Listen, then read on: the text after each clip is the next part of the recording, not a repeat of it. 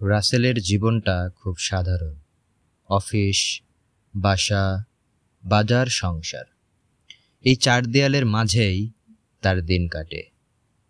তবে একটাই চাওয়া, তার পরিবার ভালো থাকুক, তার কাছের মানুষগুলো হাসি খুশি থাকুক। সকালে ঘুম থেকে উঠে সে দেখে মা রান্নাঘরে কাজ করছেন। চুলে পাক ধরেছে, হাত কাঁপে একটু একটু করে। রাসেল বলে, মা তুমি আর এত কষ্ট করো না, আমি বাজার থেকে রেডি খাবার এনে দেব।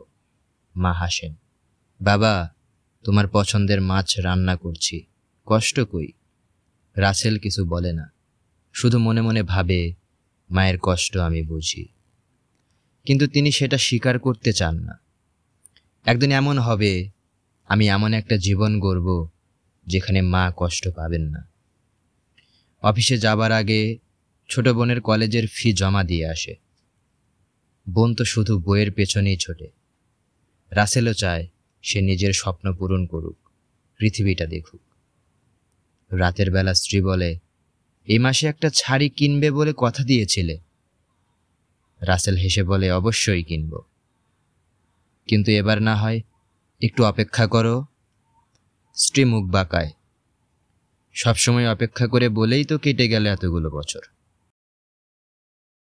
রাসেল চুপ থাকে, কিছু বলার থাকে না তার, কারণ সে জানে সংসারের প্রতিটি মানুষের ছোট ছোট স্বপ্ন তার কাঁধে। সে জানে সবাই ভালো থাকলেই সে ভালো থাকবে।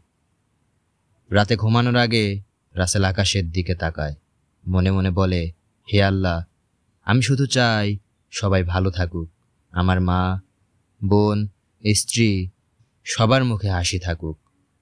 আমি কষ্ট করব, কিন্তু ওদের যেন কষ্ট না হয়। আকাশের তারাগুলো হয়তো রাসেলের কথা শুনে মিটমিট করে হাসে। হয়তো পৃথিবীর হাজারো রাসেলের মতো সেও নিজের কষ্ট আড়াল করে। কারণ একজন পুরুষ সবকিছুর শেষে চায় তার আপন মানুষগুলো যেন ভালো থাকে।